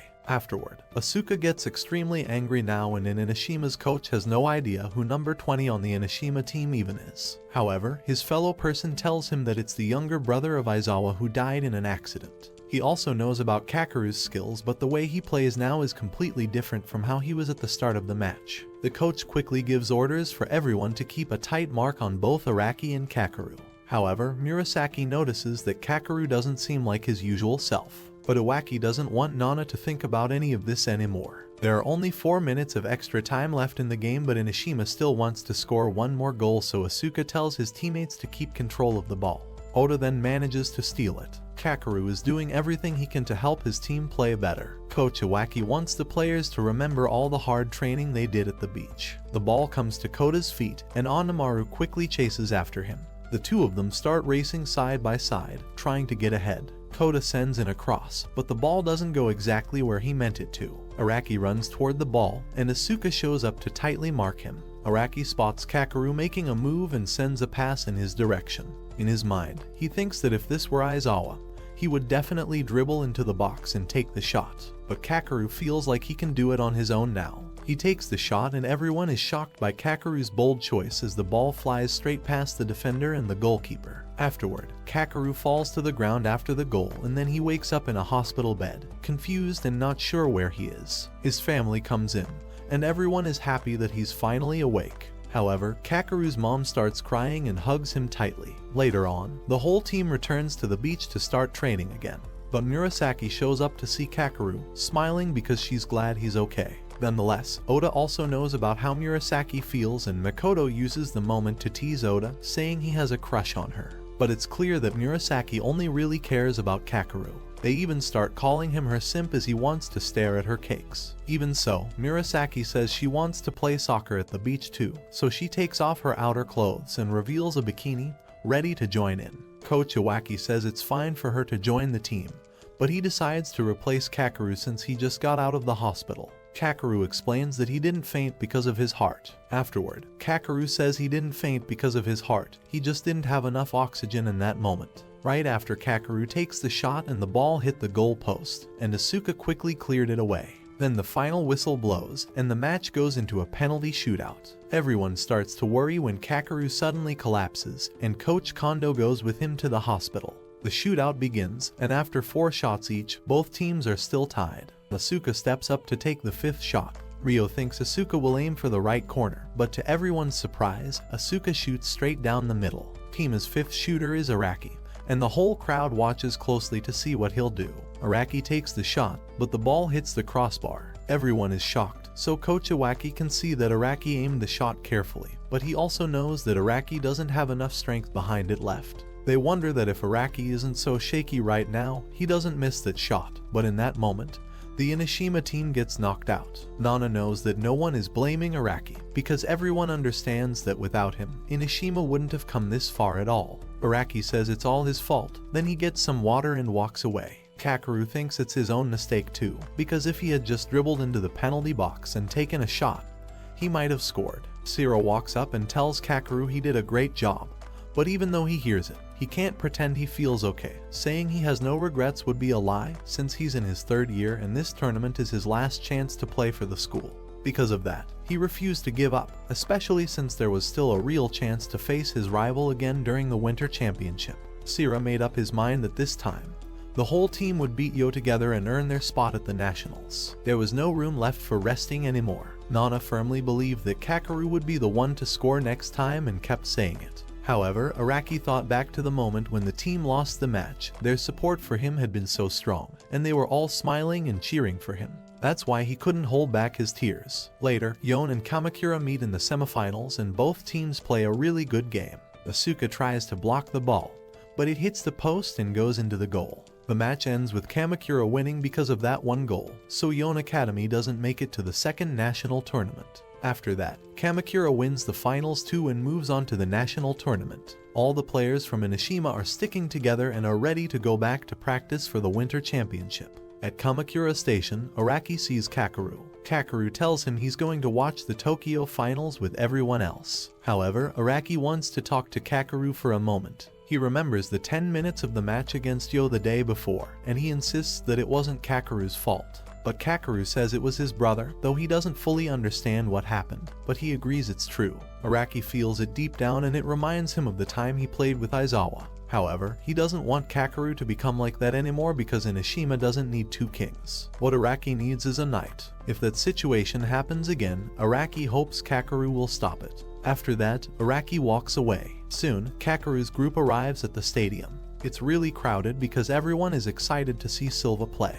However, Murasaki is also doing commentary for today's match. Later, another team enters the field next, and it's known that the team was created to train world-class players with special talents. There are 3 players that everyone needs to watch closely. The first is Ricardo, an Argentine U7 defender, then there's Patrick Gina. In addition, the Cameroonian striker known as the Black Panther, and finally, the midfielder Leonardo Silva, also called the Treasure of Brazil, the embodiment of Jenga. The match officially begins and Silva is still focused on Kakeru, but the opponent takes the ball from Silva and attacks right away.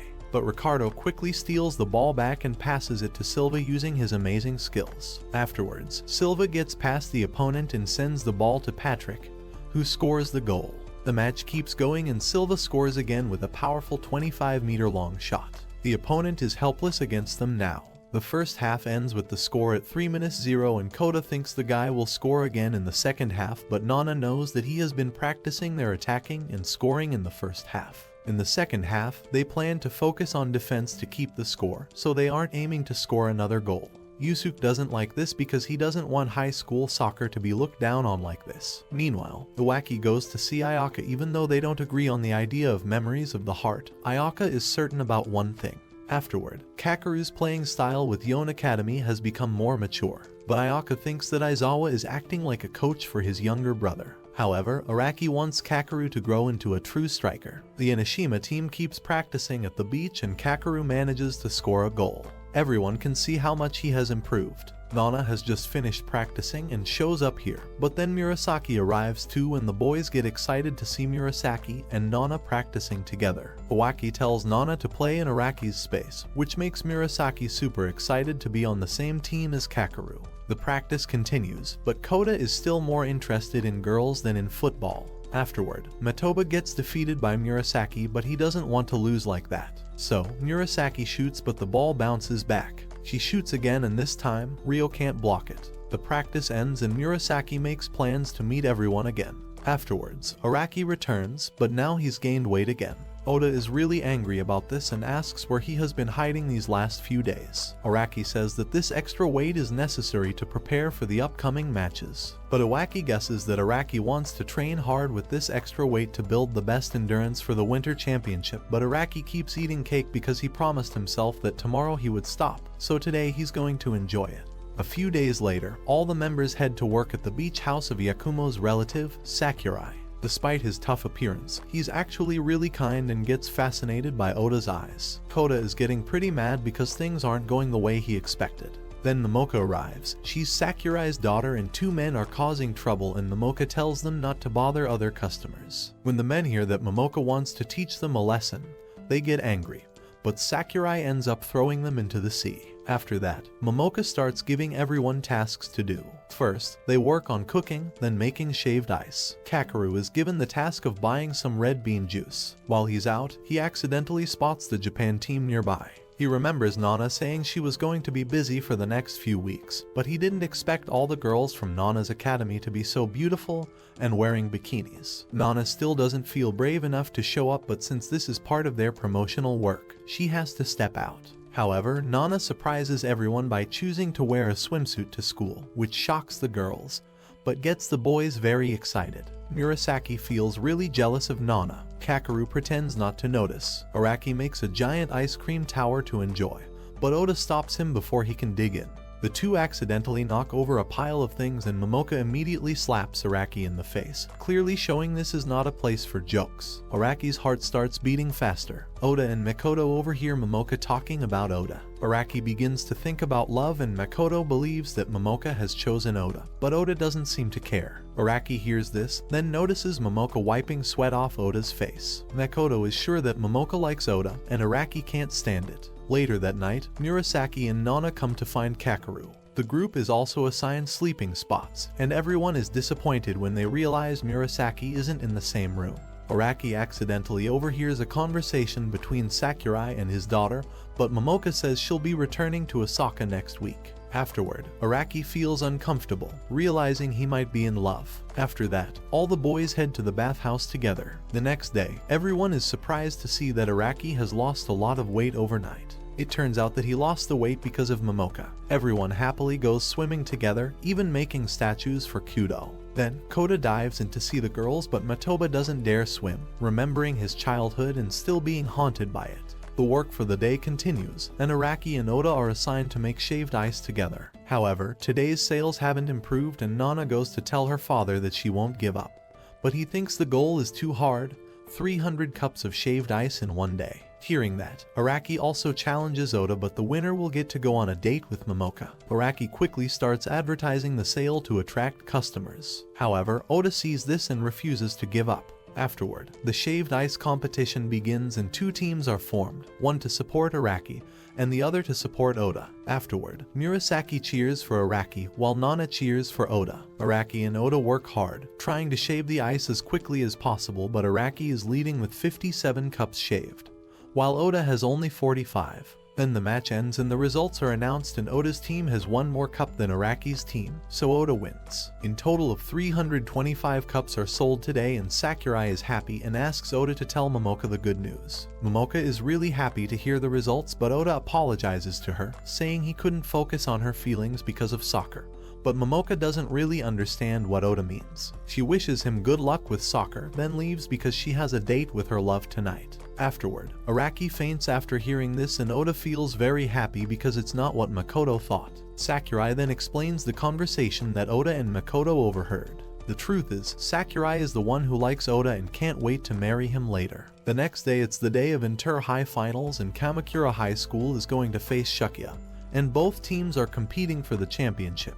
The Shukia team enters the field. Araki has gained weight again today, which makes Oda angry. Afterward, Kamakura's coach begins to instruct his players. He didn't expect to face the best player from the Brazilian junior tournament. He knows this will be a tough match. He wants everyone to show Suguru their strength. Ricardo doesn't like hearing them mention Aizawa over and over. However, Silva knows that Ricardo is still upset because Japan and Suguru defeated Argentina, Ricardo's team. Silva continues to keep an eye on Kakeru. Then, the Kamakura formation is announced. Afterward, the match begins and Kamakura takes the lead and starts attacking first, and Yusuke receives the ball and charges forward. Silva immediately closes in on him, but Yusuke feels Silva's presence is intimidating, like Aizawa's. Yusuke decides to dribble and quickly passes the ball to Hiz. However, Hiz can't dribble any further and passes it to Takuya. Ricardo wants to have a one-on-one match with Takuya, but Takuya doesn't want to take the risk and change the attack. Then Kamakura starts a series of quick one-touch passes. The ball comes to Takuya's feet again, but Ricardo quickly moves in. Then the guy decides to take a shot from far away, but the goalkeeper can't reach it. However, Kamakura manages to score, taking the lead. Seeing that, Silva gets happy about it as Karaki scores with a smart play. However, Iwaki knows Karaki used the opponent's mistake and scored fast, but the game is intense. Both teams fight hard for the ball and make the most of their chances. The first half ends and Shukia's coach says again that their goal isn't winning the championship, as he knows Kamakura is tougher than the teams they've played before. He wants Shukia to see them as a real challenge, not just a practice opponent. He hopes everyone will give their best in the second half. The second half starts. Kamakura still controls the game for 25 minutes. The game goes back and forth, with chances coming and going.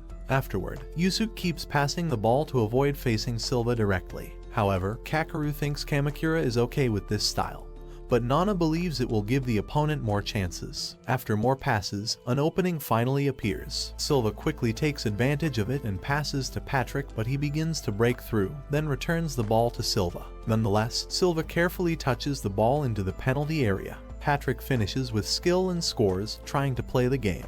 The match moves into extra time. Silva gets the ball and begins to dribble past the opponent. The ball goes straight into Kakeru's goal and it's a world-class goal from Silva. Meanwhile, Iwaki sees that Silva is on a completely different level than everyone else. However, Kamakura doesn't give up, even though there are only seconds left in the game.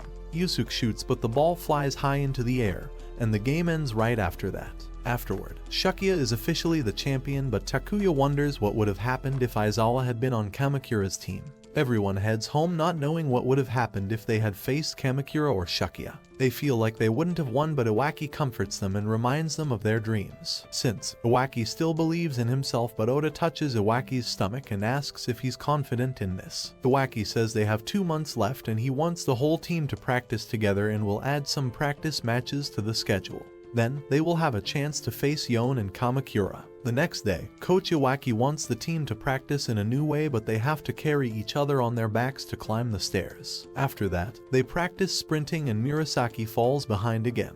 However, this time it is different because they have to run up the hill, and then Coach Kondo arrives. He tells everyone to give their best so they can defeat Yon. Then, they play a game of tag in the mountains and Nana's group will chase them. Anyone who gets caught will be punished if everyone finishes without getting caught. Coach Iwaki will give them all a big reward. The game starts, and the team guesses the reward will either be a meal or a vacation, and everyone is excited about it. However, Araki falls behind again because he's so tired that he sits down to rest. But Nana's group comes, so he hides in the bushes, but they find him and he starts running again.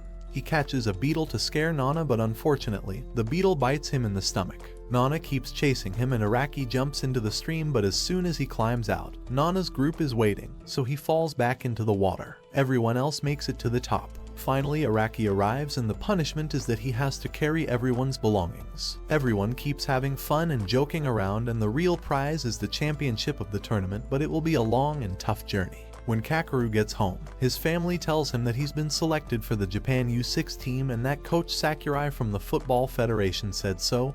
Kakeru can't believe it and is overjoyed about the news. Meanwhile, Araki returns home, hoping to enjoy some cake, but his mother stops him.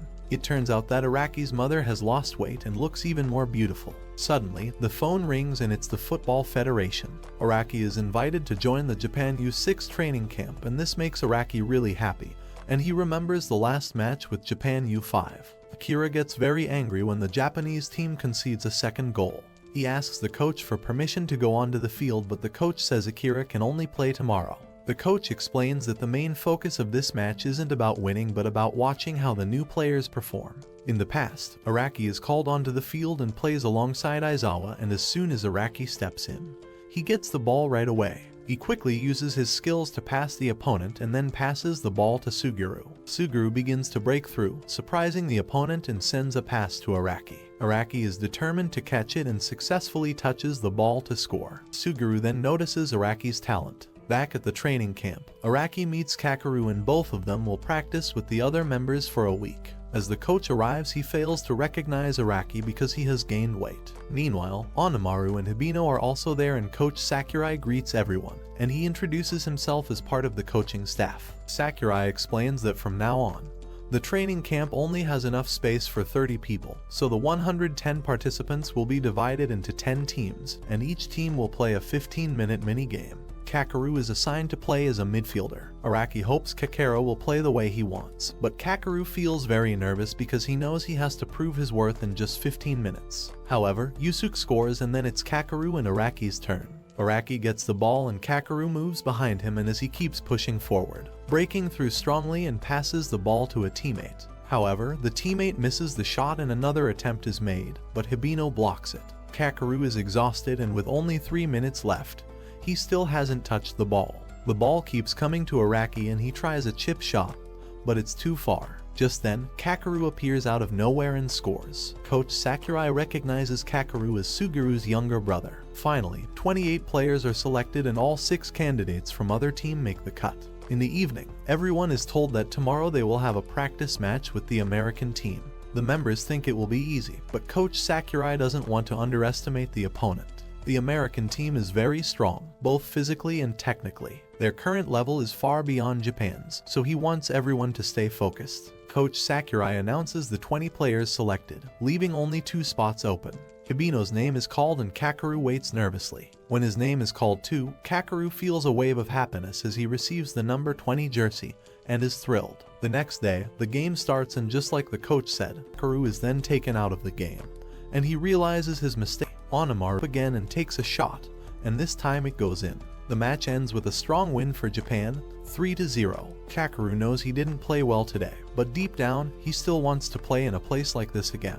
After the match, the names of 23 players are announced, and those players are chosen to be the main members of the Japan UC16 team. Rutel's first training camp with the team comes to an end. Even though he wasn't chosen this time, he still learned a lot. When Araki returns to school, he proudly tells everyone that the king of the U16 and he explains foreign enemies. But one day, their son and daughter fall in love. They all decide to grab sticks to determine who will play the lead role, and it turns out to be Kakeru. Just then, Araki shows up, dressed like a 90 seconds ant, and tells Kakeru to switch roles with him.